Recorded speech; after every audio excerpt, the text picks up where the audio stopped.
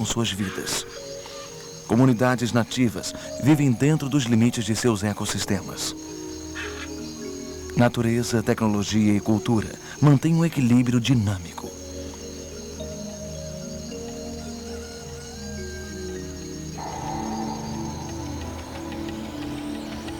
Os designs do mundo industrializado ultrapassaram os limites dos ecossistemas locais.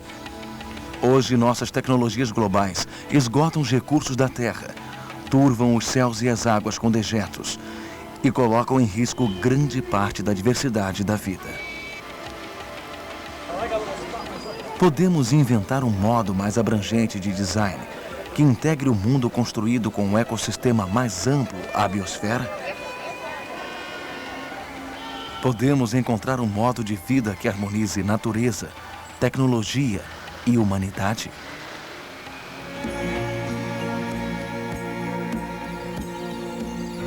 Design ecológico. Versão e distribuição Sinapse. Inventando o futuro. Dublado nos estúdios da Audio News.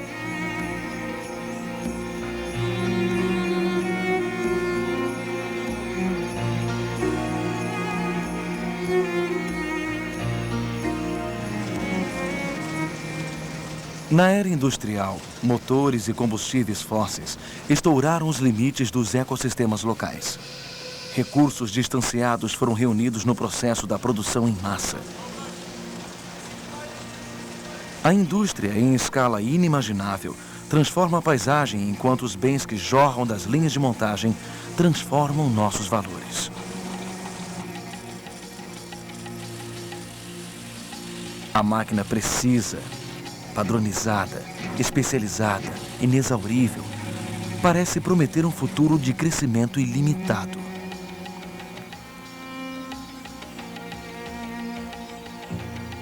As consequências do design para o meio ambiente pareciam remotas.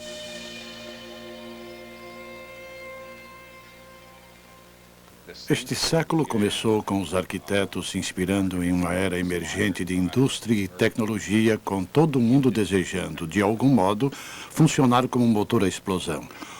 O que é compreensível enquanto força de inspiração em 1910.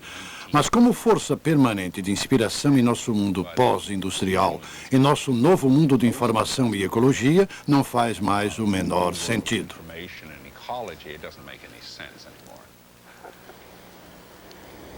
De forma geral, quase toda a arquitetura desde a Revolução Industrial foi um design sem referência com o tempo, ou seja, em que o meio ambiente e os recursos naturais eram irrelevantes. Rejeito categoricamente o estilo internacional, cujo parâmetro era ser uma solução arquitetônica genérica, adequada a todas as pessoas, todos os lugares e todas as épocas. O que evidentemente demonstrou-se ser inadequado a todas as pessoas, todos os lugares e todas as épocas.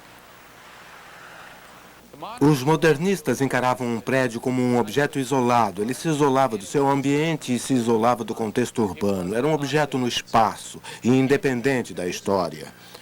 Todas essas conexões eram cortadas.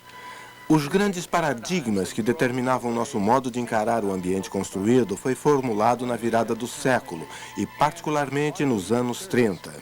Le Corbusier, na Europa, desenhou Ville radieuse, que era a estratégia de urbanismo torres em um parque. Frank Lloyd Wright desenhou suas cidades, Broadacre, que efetivamente eram o paradigma dos subúrbios. Eles se tornaram o paradigma visual que foi codificado. Arquitetos como Le Corbusier e Frank Lloyd Wright anteciparam a manhã em suas épocas. Eles anteciparam a direção do futuro. O problema em todas as artes é que ser pioneiro frequentemente encerra a questão. O pioneiro faz tudo o que é interessante no início, e o que resta, em geral, não vale a pena ser explorado ou, no máximo, merece pouca exploração. Aí avançamos ao passo seguinte. E qual é o passo seguinte? Se as máquinas influenciaram a primeira metade do século, então é evidente que uma preocupação com a Terra é, com certeza, a iconografia das imagens do futuro. Mas como reconhecer a Terra e voltar a ela como uma fonte renovada de imaginária? Quem, entre os designers atuais, traria a furo esta revolução psicológica? Revolução no design. A perspectiva fora da lei.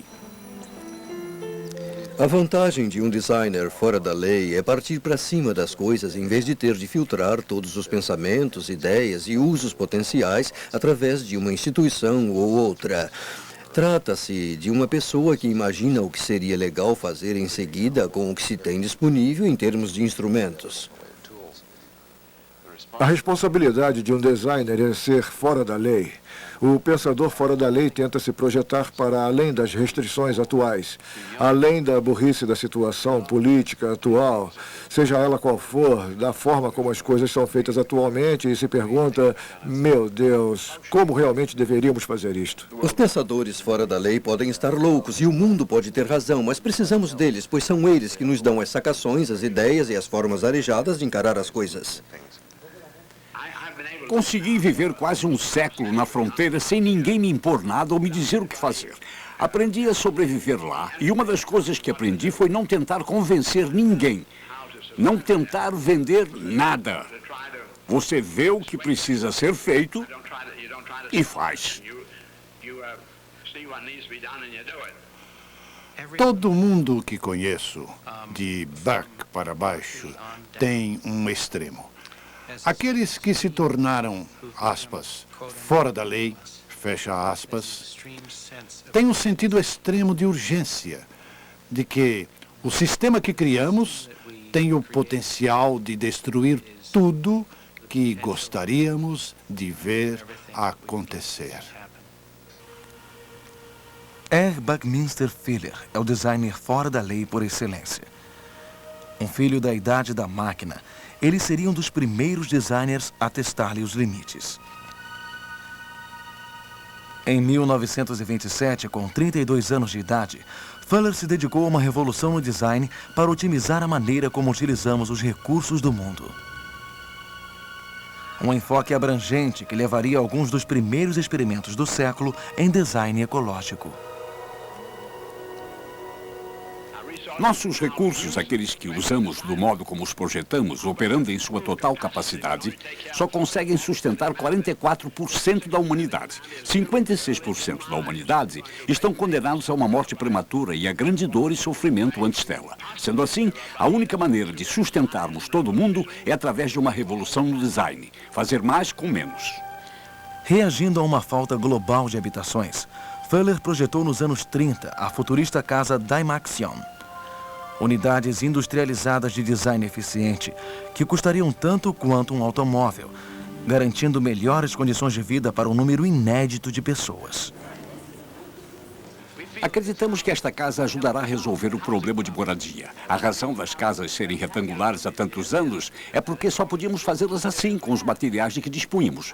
Mas com materiais modernos e tecnologia, podemos aplicar a eficiência de engenharia que aplicamos às pontes suspensas e os aeroplanos à habitação. Esta casa inteira se pendura em um mastro central de aço inoxidável e pesa só 4 toneladas no total, em comparação com as 150 toneladas de uma casa convencional do mesmo tamanho. A casa Dymaxion também foi o protótipo para aquilo com que Fuller sonhou a vida inteira. Um abrigo autossuficiente. Esta casa foi projetada para regular a própria temperatura, purificar o próprio ar, economizar água e reciclar os dejetos humanos. E poderia ser ela própria reciclada, quando obsoleta. Tecnologicamente inteligentes e socialmente responsáveis, as invenções de Fuller estavam adiante no tempo. Seu carro Dymaxion, de 1932, tinha linhas leves e aerodinâmicas, além de economizar energia.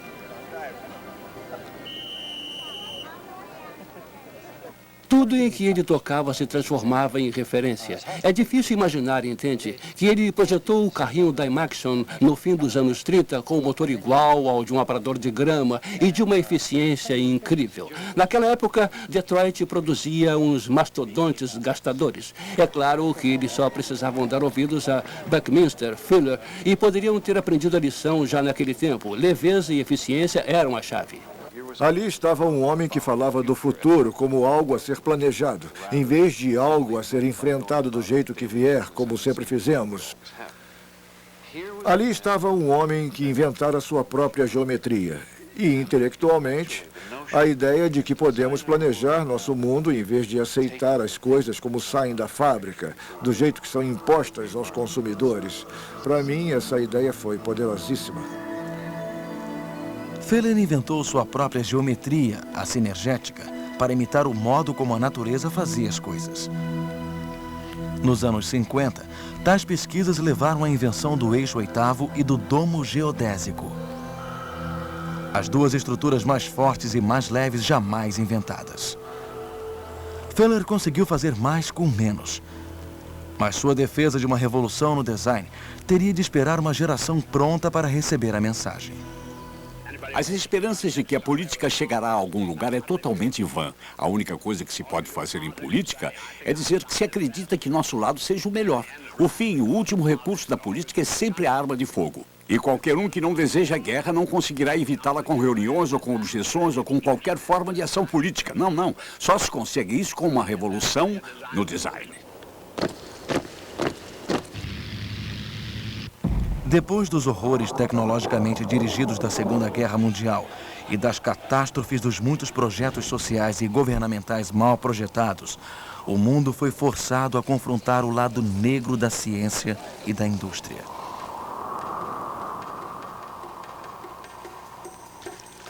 Nos anos 60, a contracultura promoveu um debate global sobre o uso da tecnologia em nossas vidas. Clamava-se por um retorno a uma vida em escala mais humana. O pequeno era belo. A autossuficiência era o ideal. Enquanto alguns rejeitavam a tecnologia como um todo, outros, inspirados pelas ideias de Fuller, tentavam reformulá-la. Projetando a partir da perspectiva mais abrangente possível, seus experimentos prepararam o terreno para a nova geração de designers.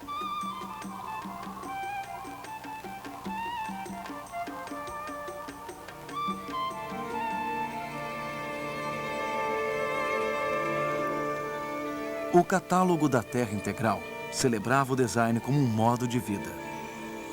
O catálogo da Terra Integral começou em 1968 e nos 2 anos anteriores eu andei topando com Buckminster Fuller e de repente, como eu estava tentando descobrir o que fazer da minha vida, as coisas que ele colocou relativas a instrumentos e também a um certo sentido de compreensão de sistemas integrais fizeram sentido.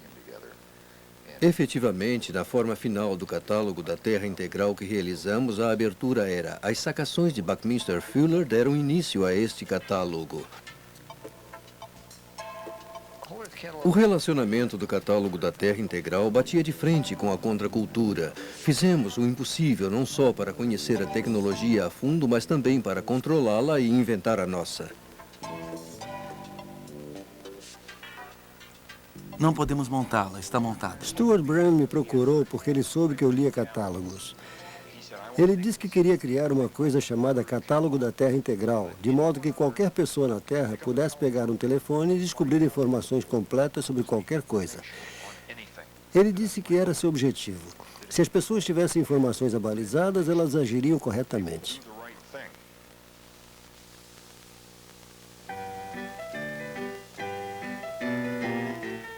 J. Baldwin é escritor, professor, maquinista e testa os limites da tecnologia. Como editor do Catálogo da Terra Integral, ele se encontra no centro de informações de uma revolução no design que já dura 25 anos. Morando e trabalhando em um trailer puxado por um caminhão que ele chama de sua caixa universal de ferramentas, Jay cruza o país auxiliando na realização de experiências de natureza ecológica. O comentário de Fuller de que bom equipamento era uma das poucas provas irrefutáveis de clareza de pensamento me calou fundo.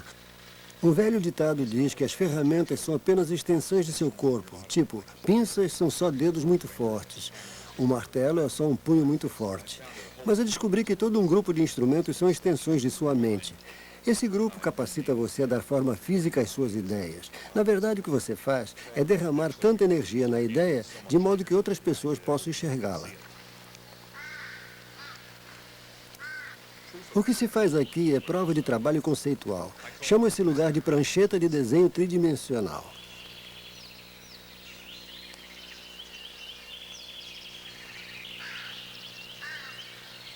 A gente descobre que poucas pessoas vivem do modo como você vive. Eu olho à minha volta e vejo que poucas pessoas, especialmente da minha idade, vivem do modo como eu vivo. Mas encaro minha vida como um experimento. Um experimento cujo resultado nem sempre foi maravilhoso.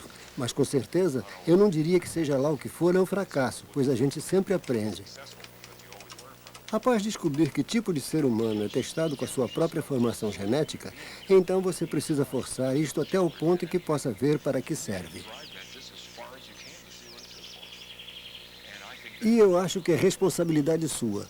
E também acho que é responsabilidade dos designers, de gente que atua como designer, levar adiante suas ideias até o fim, até o ponto de vivê-las, de modo que você não volta para casa às 5 da tarde. Viver no que faz é a prova mais cabal. Você não contrata uma pessoa para viver por você. Não é uma simulação, é você mesmo que está fazendo. Então você se torna o maior especialista do mundo no que quer que esteja fazendo. E você olha à sua volta e pode dizer que não há ninguém a quem pedir conselho. Aí você sabe que está indo bem. Design com a natureza, aprendendo com a terra. Uma comunidade das montanhas do Tecate, norte da fronteira mexicana, me pediu que ajudasse a se tornar autossuficiente.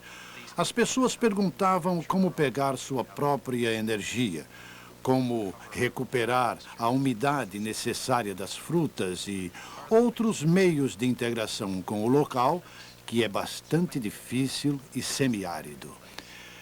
Entre nós, havia muitos bacharéis e montes de credenciais acadêmicas. Olhamos para aquele pedaço de terra e percebemos que fomos tapeados, que nosso conhecimento era abstrato, que nenhum de nós poderia fazer uma parte do mundo funcionar e que aquele era o princípio do princípio. Nossa reação àquela experiência foi aprender tudo o que podíamos sobre o lugar. Microclimas, geologia, botânica, zoologia. E à medida que estudávamos, o lugar começou a nos dizer qual era o potencial latente da área.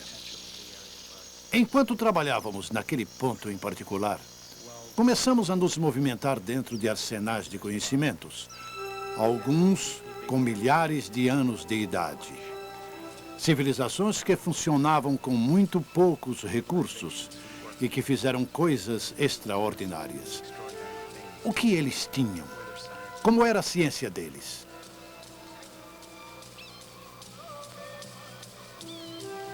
Temos muito a aprender dos povos tradicionais que sabem como as coisas funcionam, que frequentemente tinham uma agricultura sustentável, extremamente sofisticada, construções eficientes.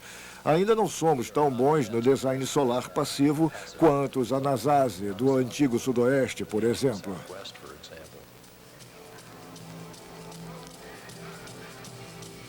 Tradicionalmente, um edifício tradicional tinha muitos valores culturais, tanto que ele era sagrado.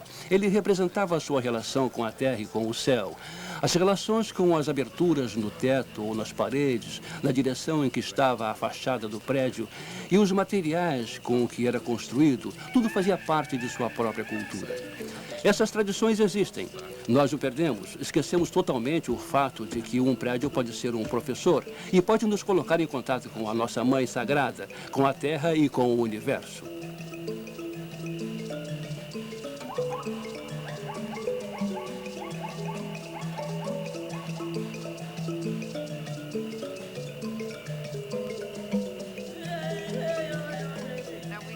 encaramos essas diferentes comunidades em que podemos interferir e desenvolver nossa ideia do que seja viver em paz com o mundo natural.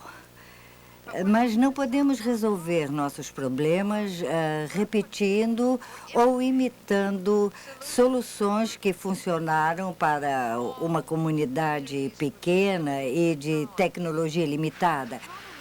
E o problema que enfrentamos com a imensa densidade populacional, a tremenda potência da tecnologia disponível e a globalização, que significa que todos os problemas estão interconectados entre si, temos que encontrar um modo de nos adaptar no contexto desses problemas, o que nunca foi feito.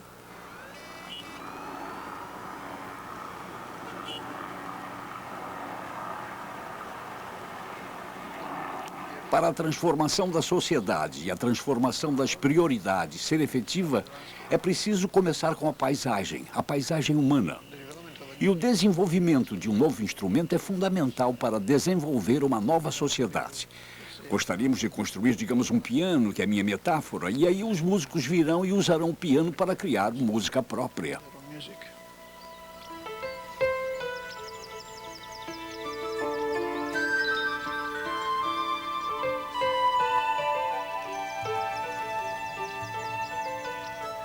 Em 1970, Paolo Soleri foi para o deserto do Arizona com um grupo de voluntários para construir um assentamento baseado em sua visão de design sagrado. A arcologia, uma síntese de arquitetura e ecologia. Inspirado nas cidades de montanhas italianas de sua juventude e no antigo design dos índios pueblos do local, Arcosanti se encaixa em sua área. Paredes grossas equilibram as oscilações de temperatura entre o dia e a noite. Arcos virados para o sul preservam a luz do sol no inverno, mas permanecem sombreados e frescos no verão.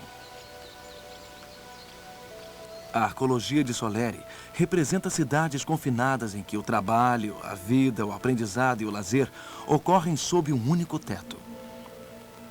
Ao contrário das modernas cidades espalhadas, as cidades fechadas de Soleri minimizam o impacto negativo do campo que as circunda, ao mesmo tempo aumentando a qualidade da vida urbana. As cidades medievais, por exemplo, eram bem assim, todas as cidades pequenas. O confinamento, então, era uma consequência da autodefesa, mas não se limitava a isso. As pessoas sentiam uma grande necessidade de se congregarem e de encontrar um ambiente que demonstrasse tal congraçamento, tal união, claramente.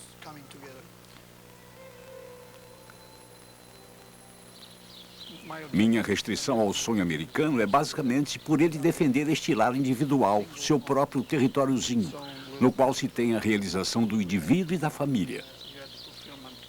Mas exporte esta ideia democrática para 8 bilhões de pessoas e verá que seria, na verdade, uma catástrofe, um desastre, um apocalipse.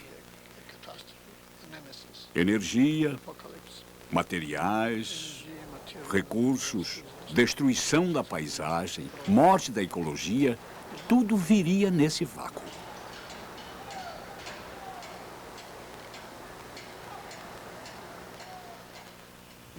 Projetando para a prosperidade, devolvendo mais do que tomamos.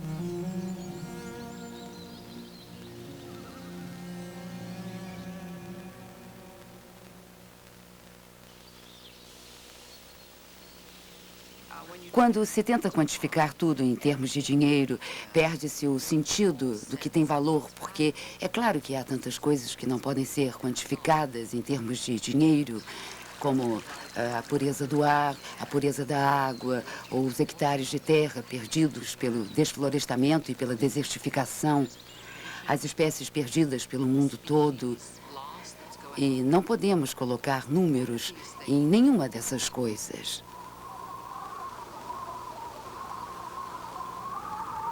Os mercados devem ser gananciosos, não justos, eficientes e não suficientes. Eles nunca dizem o quanto é bastante. Então, se os mercados fazem algum bem às baleias ou à natureza, ou a Deus ou aos netinhos, é mera coincidência. Eles não foram projetados para isso. Eles foram projetados para alocar parcos recursos a curto prazo. E não pensam a longo prazo. Na verdade, eles o reduzem rapidamente a zero. A Terra é uma conta bancária que só sofre retiradas. É preciso encher de novo, fazer depósitos.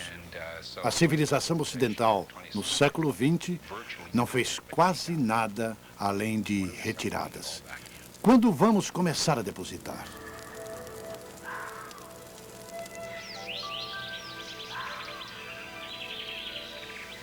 Estamos realmente falando de prosperidade. Estamos falando de dar valor às coisas, e valor que possa ser percebido tanto a curto quanto a longo prazo. Estamos deixando algo melhor do que encontramos. Na verdade, em alguns casos, podemos tentar ultrapassar a posição neutra e passar uma posição fecunda. Podemos efetivamente projetar coisas que produzam mais do que consomem num longo período de tempo, de modo que se tornam tipo uma árvore. Elas produzem mais energia do que precisam e devolvem algo à comunidade. O Rock Mountain Institute devolve mais do que retira. Construído na lateral de uma colina dando para o sul em Snowmass, Colorado, onde a temperatura chega a 40 graus negativos, ele não precisa de outra calefação além daquela fornecida pelo Sol e pelos seus habitantes, os militantes da energia Hunter e Amory Lovins, que viraram a cabeça de especialistas industriais ao provar que a conservação da energia não só é possível, mas lucrativa. Um campo de testes tecnológicos, este é um dos lares mais eficientes em termos de energia do mundo, conservando o equivalente a 1 barril de petróleo por dia. Sou o protótipo do caipira. Se não for conveniente, se não for confortável, se não for tão fácil quanto, eu não quero. Sou um ótimo campo de testes para muitas dessas tecnologias. Às vezes, Emory chega em casa com uma geringonça nova, bonitinha, e eu sacudo ela um pouco e vejo se funciona de verdade. Se funcionar para mim, pode acreditar que a maioria das pessoas não vai ter problema com ela. O coração do Rock Mountain Institute é a estufa. As plantas limpam o ar interno e regulam as oscilações de temperatura entre o dia e a noite. Você sai de uma nevasca e encontra jasmins e buganvílias. E 4 iguanas ensinam lagarteamento avançado embaixo de uma bananeira que já nos deu 5 cachos de banana no ano passado. Aí você percebe que não há fornalha. Tecnologicamente é interessante, mas mais interessante é o que isso faz por você quando você tem o seu próprio domicílio, sua fazenda, seu local de trabalho debaixo do mesmo teto. Pode chamar de Casa Verde, uma estufa onde você pode morar. Meu trajeto para o trabalho são 10 metros cruzando a selva. Já sugeriram que devíamos instalar cipós e ir de cipó para o trabalho. Na verdade, este prédio faz você se sentir melhor. É o que um prédio deve fazer. A Casa Verde dos Lovins ilustra o que eles batizaram de design de caminho soft de energia. As tecnologias de energia soft canalizam as energias cotidianas não poluentes que nos rodeiam. Esses recursos renováveis constituem a renda energética diária do planeta, que Amory caracterizou de caminho menos rodado.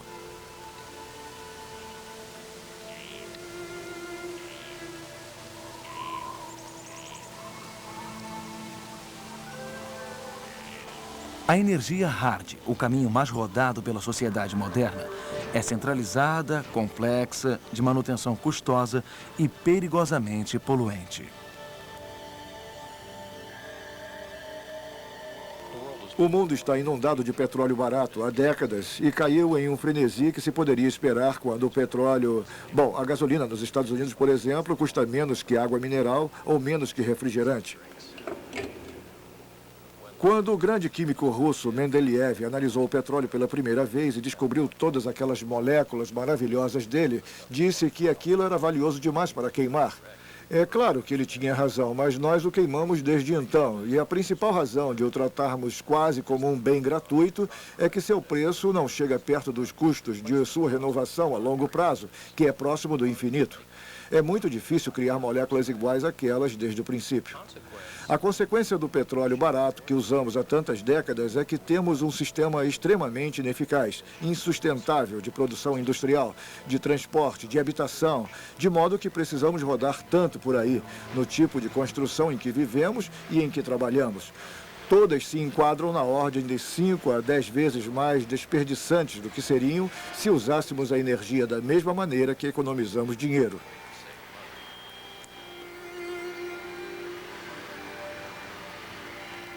Acho que não é eticamente satisfatório, como Ian Nash colocou, prestar homenagem ao ilimitado engenho tecnológico de nossos descendentes, garantindo que eles vão precisar dele de verdade. Acho que a eficiência de recursos renováveis não é só lucrativa e boa para a Terra, mas também um imperativo moral.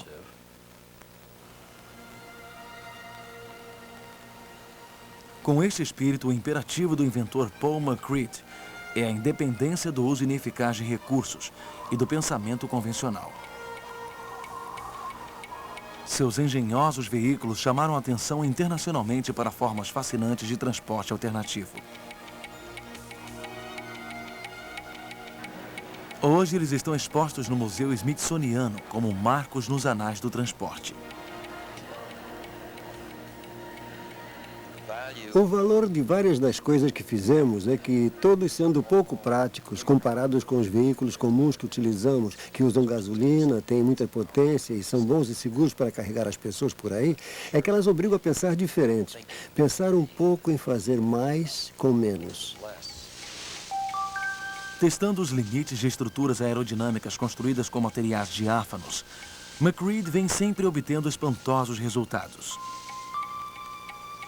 Em 1977, seu Condor diáfano realizou um antigo sonho ao fazer o primeiro voo sustentado por um aparelho movido por um ser humano.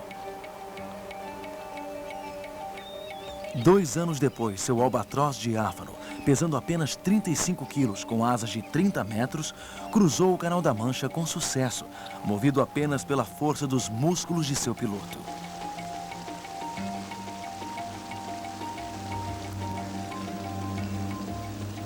O fato é que se pode obter coisas importantes fazendo mais com menos. Pode-se fazer um avião levantar voo com menos de 1/4 de cavalo de força.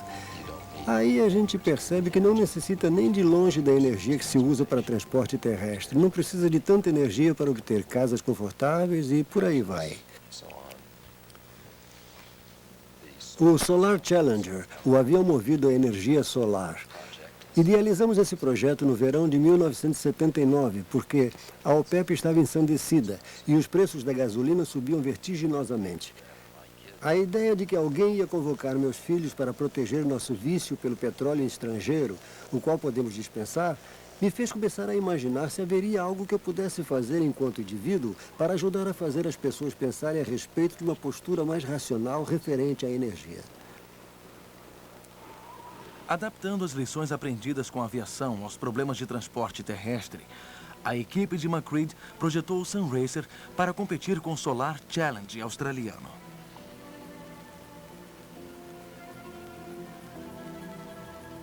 Movido por células solares, o Sunracer cruzou o continente em 4 dias, com uma média de 65 km por hora, e chegando a Sydney 2 dias e meio antes do segundo colocado.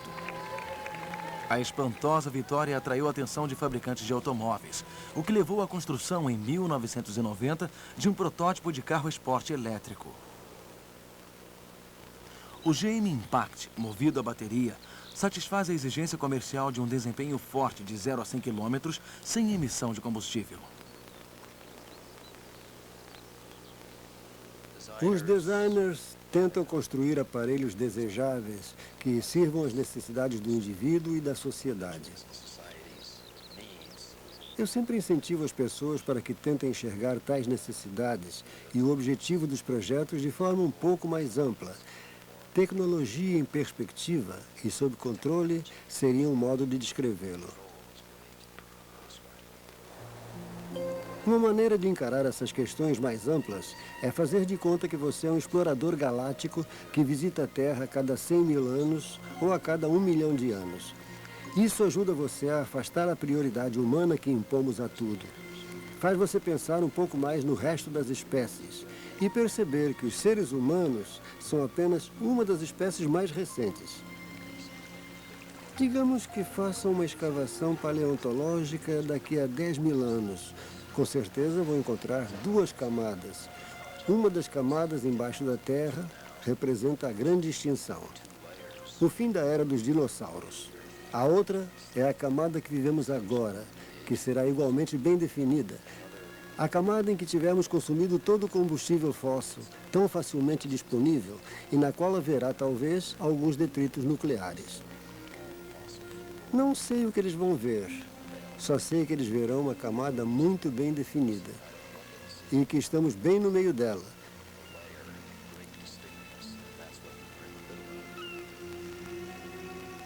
Você pode perceber isso a partir de um ponto de vista galáctico.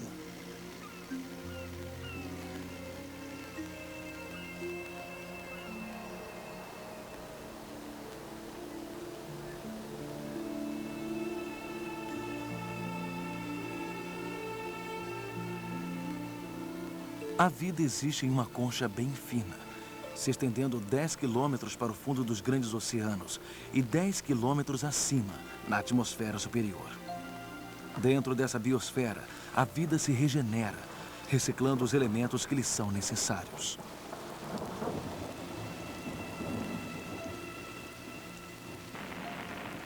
Quando a primeira cápsula espacial levou os seres humanos para além do ambiente protetor do planeta, ficou evidente que só podemos sobreviver sem a Mãe Terra por um período de tempo muito curto. Enquanto no espaço, a cápsula atendia às exigências físicas de seus habitantes. Buckminster Fuller a saudou como a primeira casa autossuficiente e científica. Imaginem só, até agora nenhum cientista estudou o encanamento. Nunca foi contratado por ninguém para estudar o encanamento. Fale de poluição e a sociedade culpa os cientistas por serem irresponsáveis. Na sociedade, ninguém jamais pediu que eles estudassem o encanamento. Descobrimos ao mergulhar nesse programa espacial que todo o processamento do sustento do homem no espaço pode ser recirculado.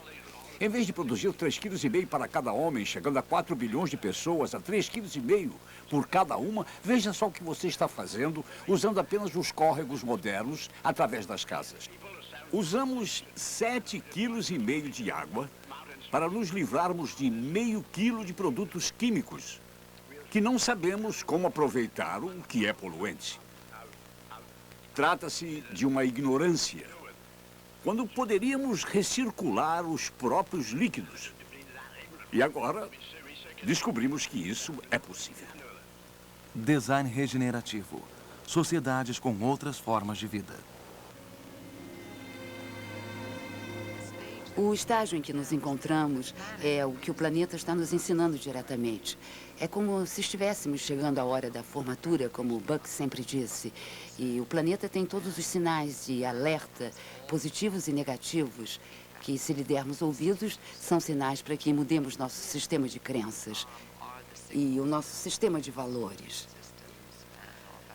Para mim, a metáfora, na verdade, era Gaia, o planeta vivo. As pessoas estão começando a perceber que nós, os seres humanos, não comandamos esse planeta e que uma visão excessivamente antropocêntrica pode nos meter numa grande encrenca. Acho que não, a não ser que tenhamos uma visão mais correta de nosso lugar na natureza e percebamos que somos parte de uma orquestração de espécies. Caso não pensemos no planeta inteiro como um sistema vivo, nós não conseguiremos sobreviver e manter o nosso lugar nele.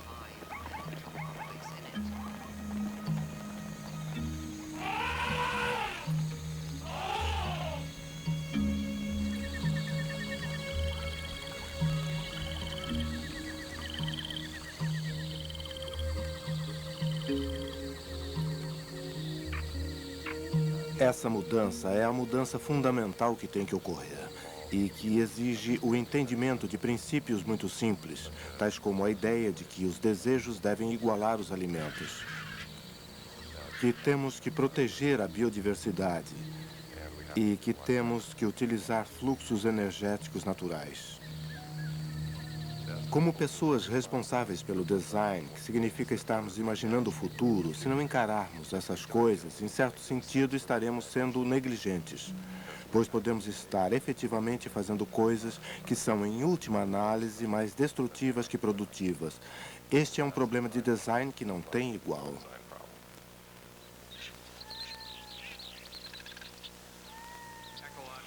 O design ecológico e a engenharia ecológica são disciplinas as mais radicais, pois afirmam de cara que os seres humanos serão sócios de outras formas de vida. Para obter um mundo de verdadeira sociedade com a natureza, a norma empírica do bioquímico John Todd é substituir sempre que possível máquinas por sistemas vivos de fácil recuperação. Usando a engenharia ecológica, é possível criar máquinas vivas que vão gerar os combustíveis que necessitaremos no futuro, que transformarão nossos dejetos, que cultivarão nossos alimentos, que regularão nosso clima e que integrarão nossas construções com o mundo em geral. O que é uma máquina viva? Como ela é projetada? Que aparência tem? Ela tem componentes de engenharia, componentes de material e tem componentes vivos, e todos estão completamente integrados. Em uma máquina viva, o dejeto de uma comunidade biológica se torna um alimento da próxima. Essa máquina viva de Providence, Rhode Island, purifica a água de esgoto de 150 famílias, sem o uso de produtos químicos tóxicos ou de maquinário convencional. A cadeia de ecossistema ligados consome progressivamente as toxinas do esgoto, até que a água esteja 5 vezes mais limpa que pelos métodos convencionais.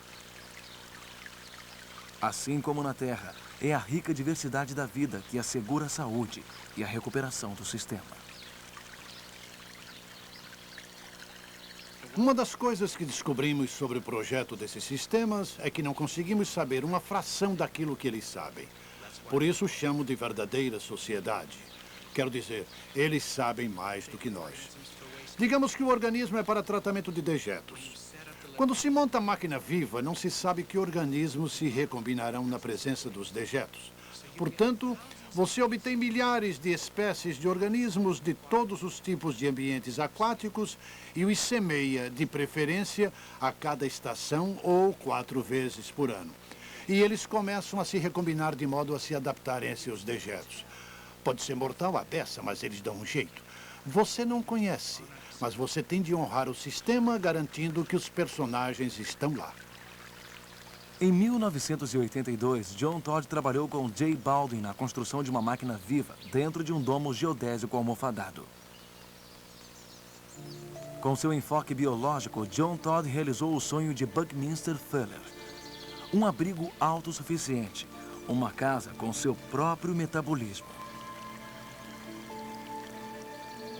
Quando Buck a abriu, foi uma experiência e tanto, pois ali estava uma pequeníssima estrutura com apenas 9 metros de diâmetro. Ele compreendeu totalmente o que estávamos fazendo, que ela se aquecia e refrigerava sozinha, que ela provia o sustento, que ela dava uma sensação profunda, quase espiritual. E Buck entrou nela, como sabe, muito perto do fim da vida. Ele disse, este é um sonho meu realizado. Esta é a matéria com que se realiza o meu sonho.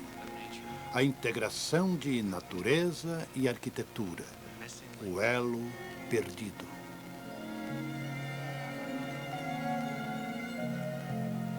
Quando eu trabalhei pela primeira vez em um dos bioabrigos e máquinas vivas de John Todd, eu fiquei impressionada não só pelo fato de que aquilo funcionava, mas também pelo fato dele ser lindo, a sensação de paz que eles têm.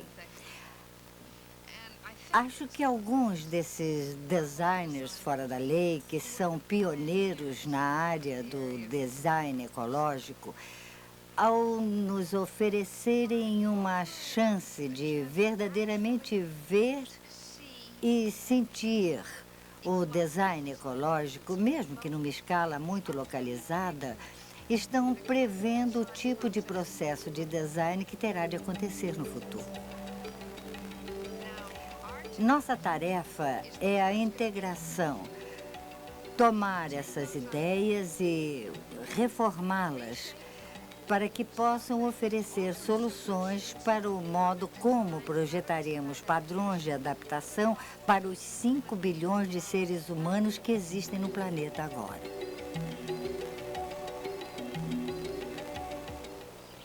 Projetando o nosso futuro, um novo sonho coletivo.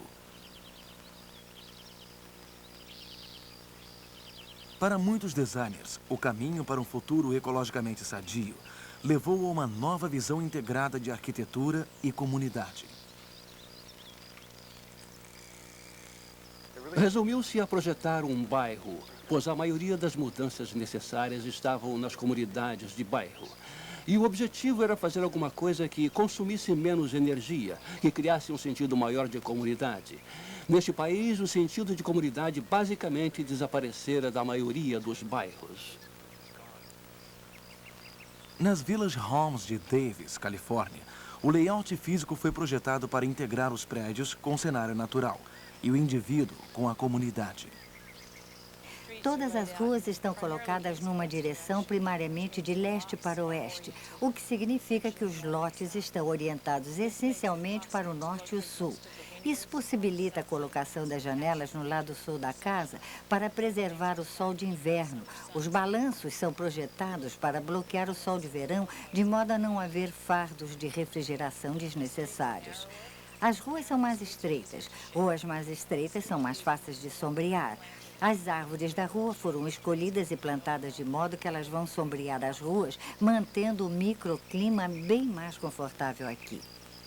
As áreas comuns que são partilhadas entre as casas são um elemento crítico no que acontece aqui.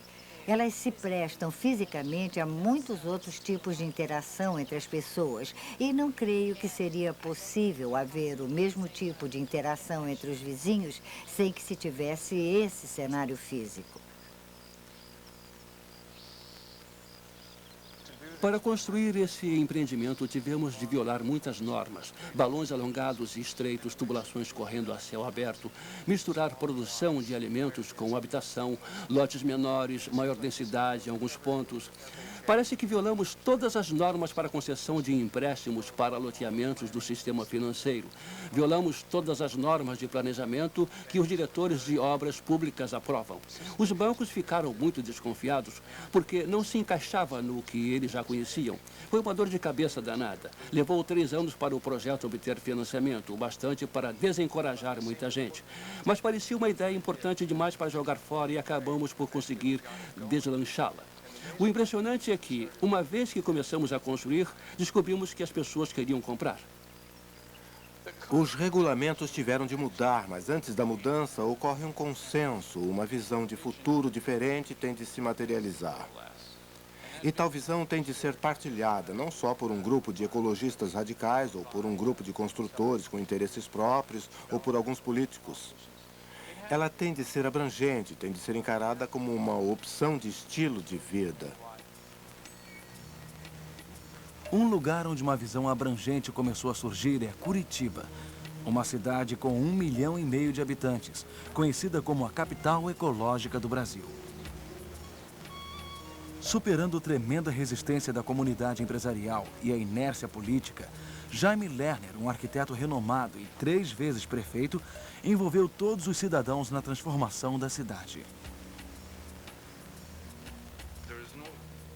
Não há desafio mais nobre que realizar um sonho coletivo.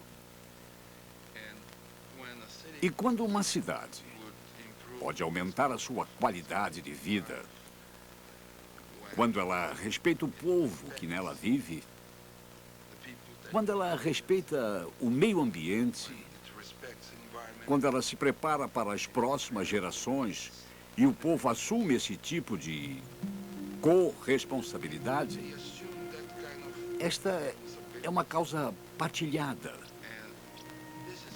E esse é o único meio de realizar esse sonho coletivo.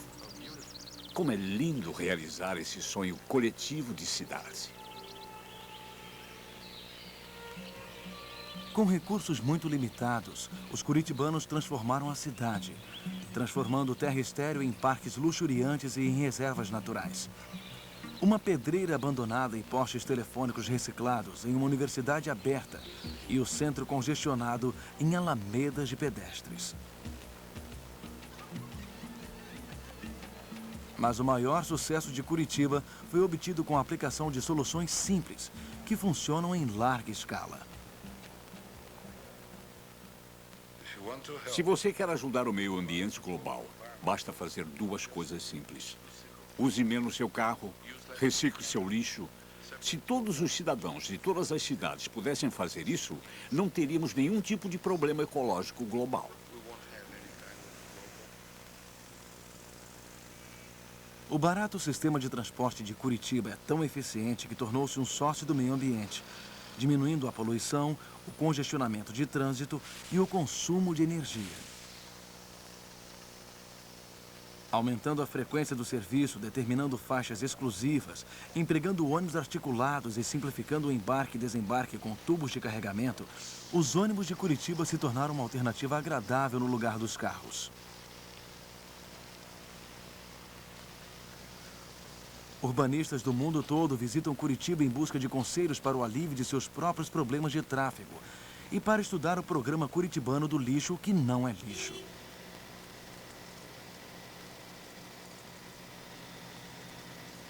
Em 1989, Curitiba realizou um plebiscito para um programa voluntário de reciclagem de lixo, que envolveria toda a população, especialmente as comunidades mais carentes. Como? Temos de dar um incentivo para que as pessoas compreendam. Resolvemos, então, que íamos comprar lixo. Rejeitando enfaticamente um programa de reciclagem obrigatória de lixo e optando por um voluntário, Curitiba logo se pôs a trabalhar. Organizada através das associações comunitárias, a cidade de Curitiba paga por sacos de lixo reciclável, com cestas básicas e vales transporte. Em poucos meses, 125 mil pessoas de 55 comunidades participavam do programa de incentivo. Enquanto a cidade coleta 23 toneladas de recicláveis por dia, empresários particulares coletam mais de 100 toneladas.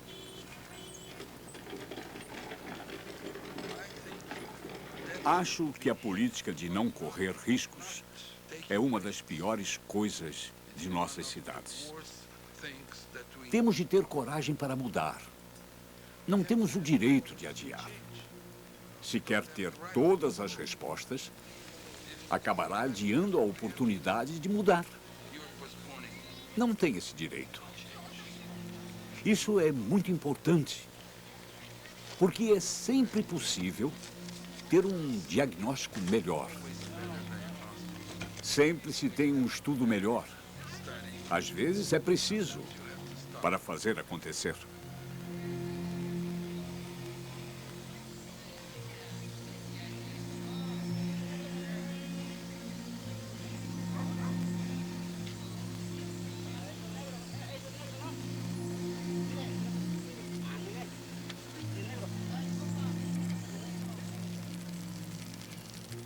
Uma coisa que Buck queria que examinássemos, incluindo aquele horrível desenho de uma cúpula em cima de Nova York, era a ideia de cidades como ambientes confinados, sistemas integrais que precisam de metabolismo próprio. A cidade que capta sua própria energia e cria seu próprio clima. Fornece seus próprios mecanismos, seu próprio tratamento, uma parte de sua própria produção de alimentos. A verdadeira novidade em design ecológico é que os problemas podem ser separados. Podes pegar um quarteirão ou um bairro em uma cidade e literalmente projetá-lo como uma máquina viva. Toda a água pode ser reutilizada. Tudo que não usamos, iremos evapotranspirar e usar como na refrigeração do ar ou na produção dos ciclos ecológicos internos. Acho que a ação real será reprojetar e separar o ambiente urbano. Será muito interessante ver como isso evolui. Algumas cidades já estão se movendo na direção dessa visão. Mas podemos ansiar pelos próximos passos, pois desenvolvemos um novo conjunto de ferramentas para esse trabalho.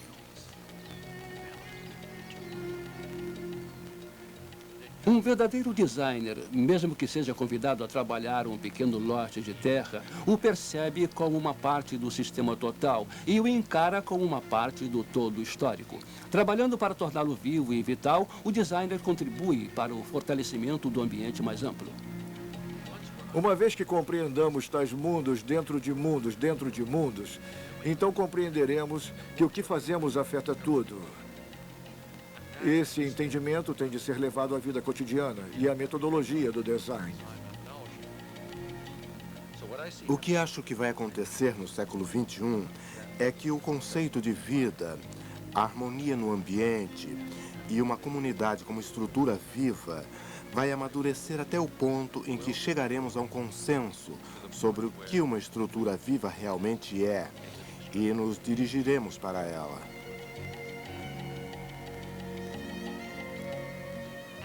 Acho que cuidar da casa é uma coisa que todo mundo, homens, mulheres, seres humanos, podem fazer neste planeta. Tornar a Terra cada vez mais nossa casa. E não queremos bagunçar nossa casa.